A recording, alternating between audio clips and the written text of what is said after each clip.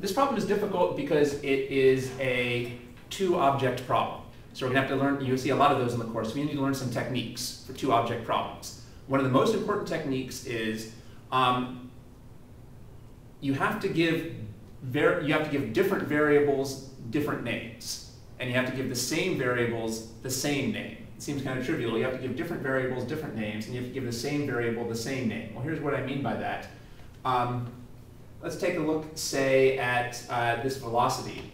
Can we assume that the police car and the motorist are going at the same velocity, or could they be going at different velocities? Well, can we assume they always have the same velocity, or could they ever have different velocity?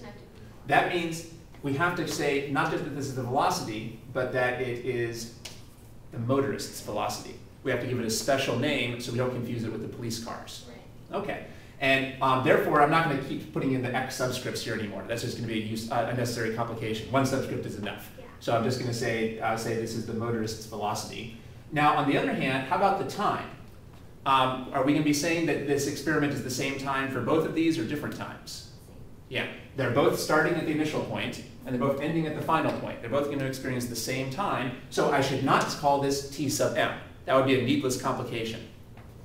I should just call it t for time. All right, now how about delta x, the displacement of the police car? That is, we want to see how much is it displaced if you go from the initial to the final point. Is that going to be the same or different from how much the motorist is displaced from the initial? Different. Think about that a little more.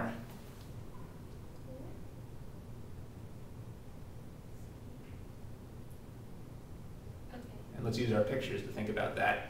Where did the motorist start? The motorist started here. This is where the motorist was in the initial position. So far, so good? But I thought the motorist was always ahead of the police car. Let's see. Well, no, that would contradict this picture here. Remember that there was one point where the motorist sped by the police car, right? Oh, but the very initial point started when he sped by. That's right. Then they were both going. Okay. That's right. So then delta x is applicable to both. That's right. So yeah, remember that's why we called this picture the initial picture. To remind ourselves, when did the game start? It started at the instant that the motorist was passing the police car. The whole situation started the instant the motorist was passing the police car. Well, then in the initial position, they're both at the same place. Right. Okay, and here's our picture of the final position. Remember, the game ends when the police car catches up to the motorist. That is, the game ends when the police car is at the same place as the motorist again. Well, since they both started at the same place, and they both ended at the same place, they must have both covered the same displacement. Okay, so again, it would be pointless to say x sub m over here, because it's going to be the same for both of these. All right, so this is hard, but this is something that we have to do. Anytime you have more than one object, every variable, you have to decide whether you need a special subscript for the variable or not. Well, we needed a special subscript here for the velocity because it was different from the motorist to the police car. But we don't need special subscripts for the displacement and the time. Those are the same. So that's our motorist equation. Okay. Do we know any of these variables yet?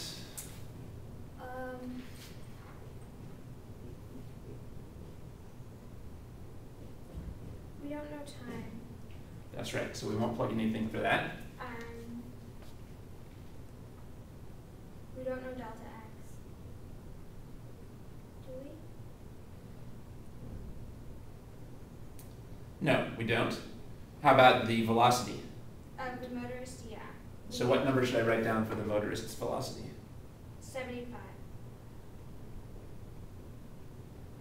Now let's think about the units. Oh, well, they tell us that Right. it's 21 meters per second. All right, so yeah, who says the textbook writer doesn't have a heart? They did the conversion for us. So they put that into meters per second. So that's 21 meters per second. But that's still not quite good enough. We need to get in the habit of putting in signs. Is this positive direction or negative? Positive. Okay, so we knew that this was 21. Maybe I'll just erase that and put that in here. I'm not going to put in the units. So we'll put that in as our 21 meters per second. But these two variables we don't know. Okay. By the way, what's the question asking us for? When the officer catches up to the speeder. So that's telling us something about the time, right? Yeah, so what variable is the question asking us for? Oh, how far down the road are they? Right? And what variable is that? Delta x. That's right. So I'm going to put in the question mark here to show that this is the variable that we're being asked for. Maybe I'll write that here. And then it also says that in how fast is the police car going? Whoops. Ah, that's right. So that's right. Okay, so we need a variable for that as well. We need a variable for that as well. What would be a good variable? Speed. Yeah. So that would be the variable. What variable? Oh, that's the absolute value of the velocity, or the Good. magnitude of the velocity. Good. Now, whose velocity? The motorist. I think if you take a look at the question, whose velocity are they asking us for in the question?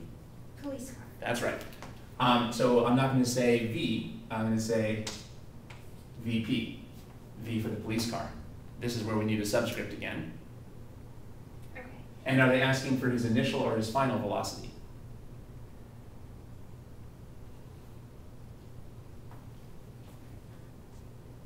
Final.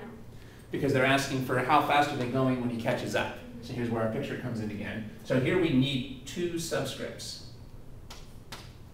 V police final. It actually comes out a lot in physics that you need two subscripts. That's why I'm certainly going to leave out the x's, because that would give three subscripts. That's way too much.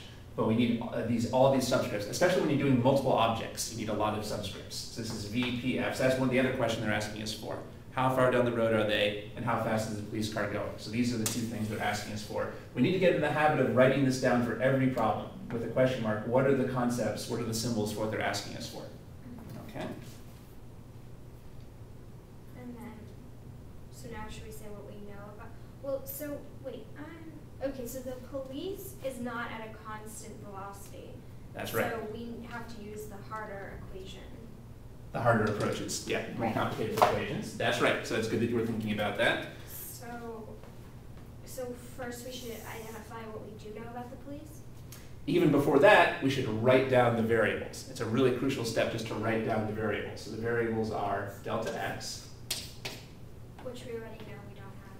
Right? And do we need a separate p on this? No, because we decided they were the same for both of them. We also have v initial.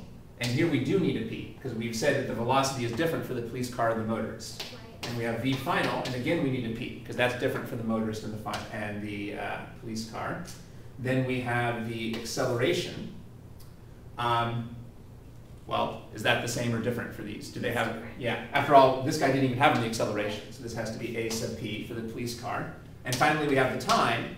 Well, we've decided that the time was the same for both of these, so we won't put a subscript there. Again, that's one of the hardest parts on multiple objects, putting in the subscripts you need and leaving out the subscripts you don't. And now we can do exactly what you said, which is to identify what we know here, if anything. Okay, so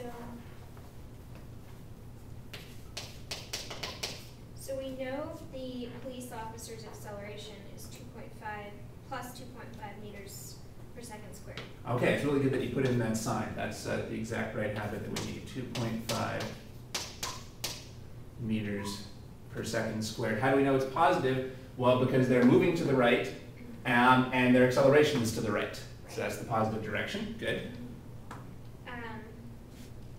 So when the officer catches up to the speeder, so we don't, the initial velocity, oh wait, the initial velocity of the police is 0, right? Because they started at rest?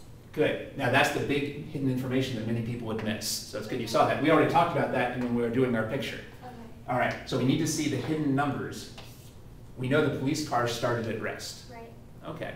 And then their final is the motorist. When they catch up to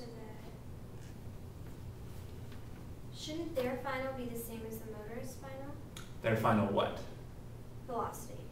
Now that turns out not to be right. Just because they're in the same place doesn't mean they have to be going at the same speed. Okay. Just because they're in the same place doesn't mean they have to be going at the same speed. So we can't assume that just when he catches up they're going at the same speed. Okay. Okay? All right, so we really don't know what this is. Okay, but we need 3. Well, we would if this was a simple problem. But here's where we're going to have to depart from the handout a little bit. That approach doesn't work here. All we're going to be able to get is 2 numbers. We're only going to be able to get 2 numbers here. We were not given these numbers. We already talked about how we don't know this time over here. So is this the kind of case where we're going to have to set 2 equations equal to each other? Yeah. Yeah, pretty much. So let's see. What can we do here? How can we simplify things?